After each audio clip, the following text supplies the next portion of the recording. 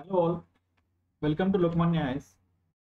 Current affairs daily answer रायटिंगच्या आपल्या उपक्रमामध्ये तिसरा जो काही क्वेश्चन आहे तर तो आपण IPC Indian penal code section 295A याच्या संदर्भामध्ये क्वेश्चन आपण टाकला होता.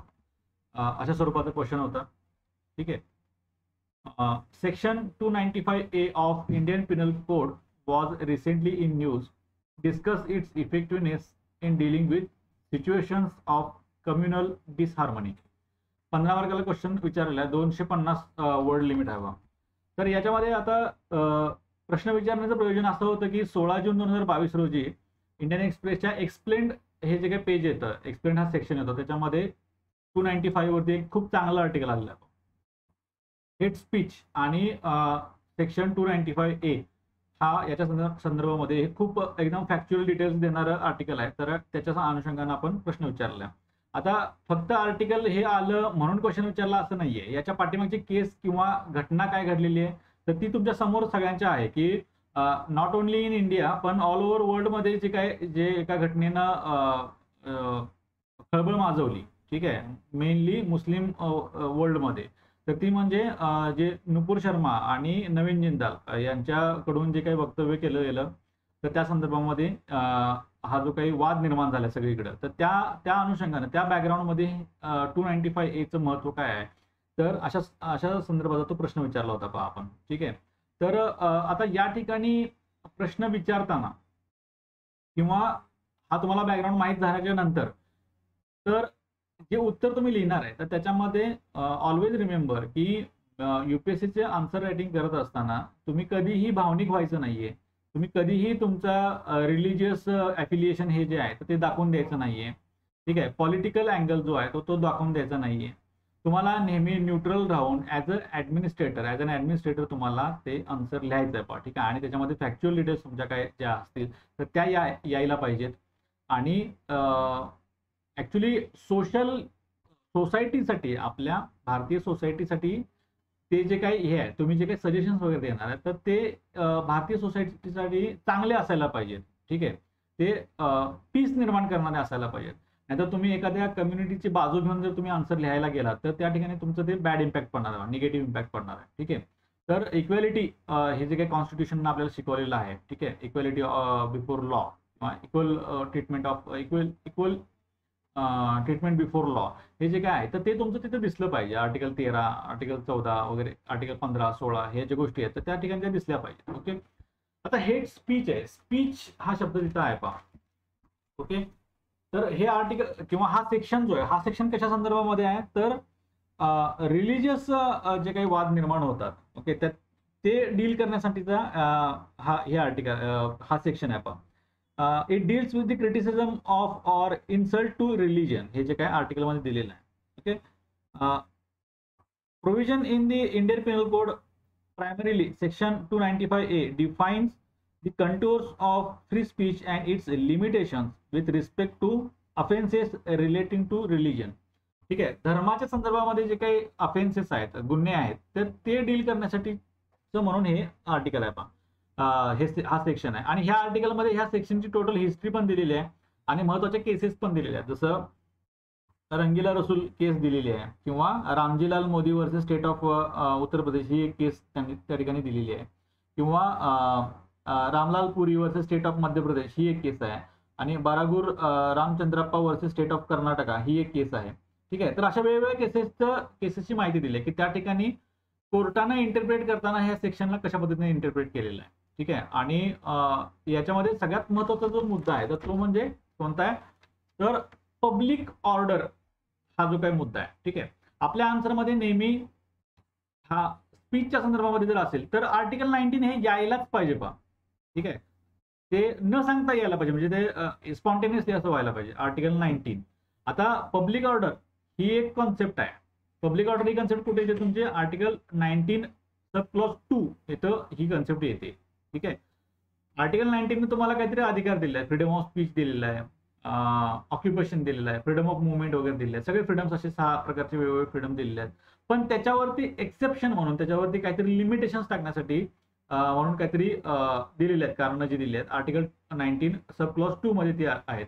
इन द इंटरेस्ट ऑफ जे काही लिमिटेशन्स टाकले जाणार आहेत, ठीक आहे, तर ते कशाच्या इंटरेस्टमध्ये असतील? In the interest of sovereignty and integrity of India, the security of the state, friendly relations with foreign states. आता हे सुद्धा तिथे ऍप्लिकेबल होतं, कारण की हा जो वाद निर्माण झालेला आहे तो त्यांना एक इंटरनॅशनल रिलेशनचं क्रायसिस निर्माण केलेलं आहे, ठीक आहे. त्यामुळे friendly relations with foreign state, public order ही जी महत्वाची आहे. पब्लिक ऑर्डर म्हणजे नक्की काय, ठीक आहे, हा मुद्दा महत्वाचा आहे. पब्लिक ऑर्डर म्हणजे काय की आपल्या सोसायटीमध्ये म्हणजे किंवा देशभरामध्ये पूर्ण व्यवस्था, सुव्यवस्था, शांतता आणि सुव्यवस्था नांदावी, ठीक आहे, हा त्याच्या पाठीमागचा उद्देश आहे. म्हणजे वाद जरी निर्माण झाला तरी त्याचं रूपांतर हिंसेमध्ये व्हायला नाही पाहिजे, त्याचं रूपांतर डिसहार्मनी क्रिएट करण्यामध्ये नाही व्हायला पाहिजे. हा त्याच्या पाठीमागचा जो हे आहे उद्देश आहे. Decency or morality or in relation to contempt of court. Contempt of कोर्टच्या विरोधामध्ये कोर्टाचे जे जजमेंट्स असतात त्याच्या विरोधामध्ये तुम्ही बोलू शकत नाही, ठीक आहे, किंवा एकदा क्रिटिसिझम आहे तर ते क्वालिफाईड क्रिटिसिझम पाहिजे, क्वालिफाईड क्रिटिसिझम, ठीक आहे, असे कीवर्ड्स तुमच्या आन्सरमध्ये यायला पाहिजे. Defamation or incitement to and offence. Incitement, आता या ठिकाणी एक प्रकारे ते जे काय वक्तव्य आहे तर त्याच्याकडे कशा पद्धतीने बघितलं जाते की डिफेमेशन, इन्साइटमेंट टू अफेन्स अशा पद्धतीने बघितलं जाते, ठीक आहे. तर हे जे आहेत ह्या फॅक्च्युअल डिटेल तुमच्या आन्सरमध्ये यायला पाहिजे, किंवा हे केसेस आहेत तर हे केसेस तुमच्या आन्सरमध्ये यायला पाहिजेत. म्हणजे तुम्ही ज्या वेळेला कन्क्लुजनकडे जाताय तुमच्या आन्सरमध्ये एक पॉईंट नंतर तुम्ही कन्क्लुजन पर्यंत जाताय, तर तुमचं ते पॉईंट जे तुम्ही लिहिणार आहे तर ते पॉईंट तुमचं कन्क्लुजन जसं असणार आहे त्या कन्क्लुजनला साजेसे तुमचे पॉईंट्स असले पाहिजे, किंवा नाहीतर तुमचे पॉईंट्स एक असे वेगळेच आहेत आणि कन्क्लुजन एक वेगळंच आहे, असं नको व्हायला, ठीक आहे. म्हणजे रिलिजियस जे काही डिस्कोर्स आहे, ठीक आहे, तर तो डिस्कोर्स कशा पद्धतीने व्हायला पाहिजे, तो क्वालिफाईड डिस्कोर्स पाहिजे, फॅक्च्युअल डिस्कोर्स अशा स्वरूपाचं पाहिजे, तर ते तुमच्या आन्सरमध्ये यायला पाहिजे, ठीक आहे. तुमचा आन्सर हे इन्साइटमेंट वाढवणार नको पाहिजे. इन्साइटमेंट म्हणजे ते प्रक्षोभ वाढवणार नको पाहिजे. तुमचा आन्सर हे पेसिफायर पाहिजे, पेसिफाय करणारा असं आन्सर पाहिजे, ठीक आहे. आणि याच्यामध्ये आता 295 तुमचं चर्चेमध्ये आलं म्हटल्यानंतर 295 नक्की आहे का हे वाचून घेतलं पाहिजे तुम्ही, ठीक आहे. आयपीसी जे आहे तुम्हाला पब्लिकली अवेलेबल आहे, रेडीली अवेलेबल आहे, आणि ते 295 जे काय आहे तर ते तुम्ही वाचून घेतलं पाहिजे, ओके. आणि त्याच्या रिलेटेड बाकीचे सुद्धा काही सेक्शन्स आहेत, सेक्शन 295, सेक्शन 297, सेक्शन 298 आणि सेक्शन 296 असे जे काही सेक्शन्स आहेत तर हे रिलिजन संदर्भामधले काही सेक्शन्स आहेत तर ते सेक्शन सुद्धा वाचून घेतले पाहिजे, त्यामध्ये काय काय आहे तर ते बघितलं पाहिजे. आता ह्याची हिस्ट्री तुम्हाला लिहिता आली पाहिजे थोडीशी, 1-2 लाईनमध्ये तरी 295 ची हिस्ट्री जी काय आहे तर ती लिहिता आली पाहिजे. 1927 मध्ये हा जो सेक्शन आहे तो अस्तित्वात आलेला आहे. म्हणजे आयपीसी अस्तित्वात आल्याच्या नंतर, ठीक आहे, आयपीसी कधी ड्राफ्ट केला गेला तर 1835च्या आसपास कधीतरी तो ड्राफ्ट केला गेला आहे, आणि त्याच्यानंतर 1927 मध्ये आर्टिकल सेक्शन 295A हा आलेला आहे. आता मॅकॉले हा जो काय आहे तर लॉर्ड मॅकॉलेला आपण जरा निगेटिव्ह अँगलनं बघतो, पण मॅकॉलेने त्यावेळेला म्हणून ठेवलं होतं, काय म्हणून ठेवलं होतं, हे ज्या आर्टिकलमध्ये आहे की there is perhaps no country in which the government has so much to apprehend from a religious excitement among the people, असं त्यांनी म्हटलेलं आहे. कोणतीच कंट्री अशी, जगातला कुठलाच देश असा नाही की ज्या ठिकाणी रिलिजियस एक्साइटमेंट जी आहे तर ती एकदम अशी थोडी वादाची असते किंवा त्याची दखल घ्यावी लागते, ठीक आहे, गव्हर्नमेंटला दखल घ्यावी लागते, असं कोणतेच देश नाही, ठीक आहे. तर त्याचं कारण पण तसं आहे, because we are a country with diversity, religious diversity, caste diversity, geographical diversity, अशा बऱ्याच प्रकारच्या डायव्हर्सिटी आपल्याकडे आहेत. तर त्यामुळे ते जे हे आहेत वादविवाद आहेत तर ते वादविवाद ज्या त्या वेळेला ते हँडल करणं गरजेचं असतं, ठीक आहे. And we are a traditional country, that is also reason we are a traditional, आपण ते ट्रॅडिशन जे आहे ते ट्रॅडिशन जपतो, ठीक आहे. आपण आपल्याकडे प्रोग्रेसिव्ह थॉट एवढे अजून जास्त रुजू झालेले नाहीये, ओके. काही काही कंट्रीज आहेत, फ्रान्स सारख्या कंट्रीज आहेत तर त्या ठिकाणी तुम्हाला ओपनली जे रिलिजियस हे आहे क्रिटिसिझम आहे ते ओपनली करता येतं, ओपनली तो डिस्कोर्स चालतो. तर तसा डिस्कोर्स आपल्याकडे चालत नाही, because we respect all religion and government also respects all religion. तर त्यामुळं जे आहे तर त्या आपल्या भारतातली जी काही कंडिशन जी आहे तर हा जो काही डिस्कोर्स आहे तर त्याचे वेगळं एक एन्व्हायरमेंट आहे तर ते तुमच्या आन्सरमध्ये यायला पाहिजे पहा. ठीक आहे. आता ते पब्लिक डिस्कोर्स ही जी पब्लिक ऑर्डर ही जी काही गोष्ट आहे, तर ते ऑर्डर ही गोष्ट बऱ्याच ठिकाणी आलेली आहे. म्हणजे Ramjilal Modi versus state of Uttar Pradesh या ठिकाणी आलेली आहे. त्या ठिकाणी सुप्रीम कोर्टाने काय म्हटलं, ही 1957 ची केस आहे. तर त्या ठिकाणी सुप्रीम कोर्टाने काय म्हटलंय, supreme court upheld the law on the grounds that it was brought in to preserve public order. ठीक आहे. आता पास्टमध्ये गव्हर्नमेंटने काय केलं आहे, सेंट्रल गव्हर्नमेंटनं ह्या सेक्शनचा वापर करून बरेचसे जे काही कादंबऱ्या आहेत किंवा मूवीज आहेत, ठीक आहे, किंवा नाटकं आहेत, तर ते त्यांच्यावरती बॅन आणलेलं आहे पहा. ठीक आहे. तर आणि सुप्रीम कोर्टाने सुद्धा बऱ्याच वेळेला हा सेक्शन जो आहे तो हा सेक्शन ला व्हॅलिड ठरवलेला आहे. ओके. पब्लिक ऑर्डरच्या संदर्भात, पब्लिक ऑर्डरच्या क्लॉज खाली. 1973 ची Ramlal Puri versus state of Madhya Pradesh ही एक केस आहे. तर त्यामध्ये सुप्रीम कोर्टाने काय म्हटलेलं आहे, supreme court said that the test to be applied is whether the speech in question offences the ordinary man of common sense and not the hyper sensitive man. ठीक आहे. म्हणजे आपल्याकडे हायपर सेन्सिटिव्ह लोकांची जास्त हे आहे, म्हणजे भरमार जी आहे हायपर सेन्सिटिव्ह आहे. आपण सगळेजण काय हायपर सेन्सिटिव्ह आहे. म्हणजे छोटस जरी काहीतरी क्रिटिसिझम असेल, म्हणजे आता हे झालेले क्रिटिसिझम आहे ते थोडंसं सिव्हिअर आहे, पण छोटं जरी क्रिटिसिझम असेल तरी सुद्धा ते आपण खूप सेन्सिटिव्हली घेतो पहा. ठीक आहे. म्हणजे कधीही कुठलीही आपली कम्युनिटी आहे इंडियामध्ये, तर ती कधीही क्रिटिसिझमला अजिबात हे नाहीये, म्हणजे वाव देत नाहीये. ओके. सो आता ह्याला काही निगेटिव्हली बघण्यासारखं काही नाहीये, बट हे तुमच्या आन्सरमध्ये ज्यावेळेला तुम्ही लिहिता ते त्यावेळेला तुमचा एक बॅलन्स पाहिजे. ठीक आहे. तर तो बॅलन्स किंवा रिलिजियस सेन्सिटिव्हिटी जी आहे ती ही इंडियामधली जी सेन्सिटिव्हिटी आहे तर ती तुम्ही जपली पाहिजे, तर तुमच्या याच्यामध्ये आली पाहिजे ती. ओके. प्लस आर्टिकल 19चं सुद्धा जे महत्व आहे, फ्रीडम ऑफ स्पीच आहे, फ्रीडम ऑफ स्पीचचं जे महत्व आहे ते सुद्धा पुढे तुमचं आलं पाहिजे. तर त्याचं त्या दोन्ही गोष्टी ह्या बॅलन्स झाल्या पाहिजे.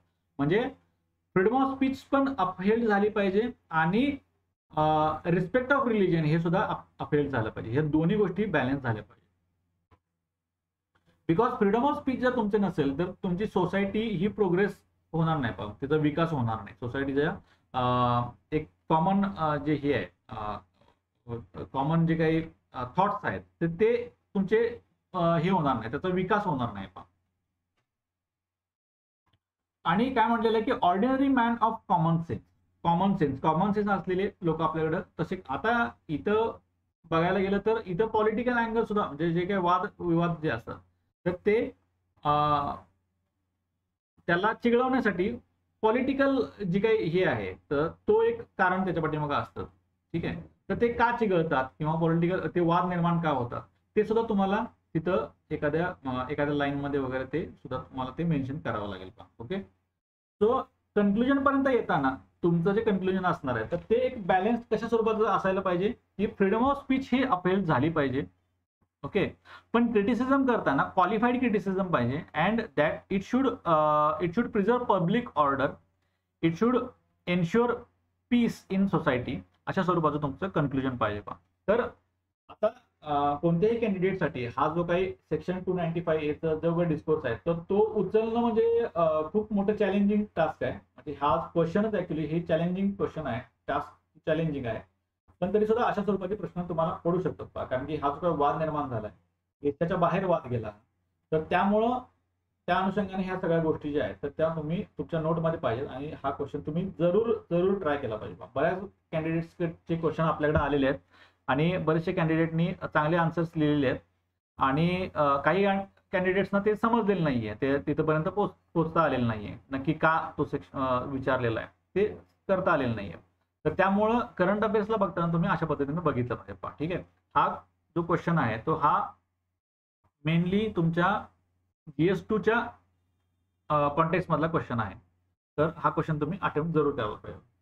याच्या पुढचा जो काही आपला आन्सर रायटिंगचा जो टॉपिक असणार आहे तो म्हणजे एसेच आहे. तर एसेसाठी तुम्हाला समोर दिलेला जो टॉपिक आहे तर तो टॉपिक तुम्हाला अटेंड करायचा आहे. Injustice anywhere is a threat to justice everywhere. Okay. तर याचं मिनिंग काय होतं की कुठेही जगामध्ये कुठेही इनजस्टिस झाला, ठीक आहे, अन्याय झाला, कोणावरती अन्याय झालेला, तर तो काय आहे, that is a threat to justice. तो न्यायासाठी एक धोका निर्माण करणारी गोष्ट आहे. न्यायासाठी धोका निर्माण करणारी गोष्ट आहे. आणि तो कुठं एव्हरीवेअर म्हणजे अन्याय हा कुठे झाला नाही पाहिजे असं अनुषंगाचं ते हे आहे म्हणजे टॉपिक आहे. तर तो तुम्हाला अटेम्प्ट करायचा आहे. नक्की तुम्ही अटेम्प्ट करा आणि लोकमान्य आयसला लोकमान्य आयसच्या टेलिग्रामच्या चॅनलवरती पोस्ट करा. तो चेक केला जाईल आणि तुम्हाला त्या पद्धतीने फीडबॅक दिला जाईल. Okay, thank you.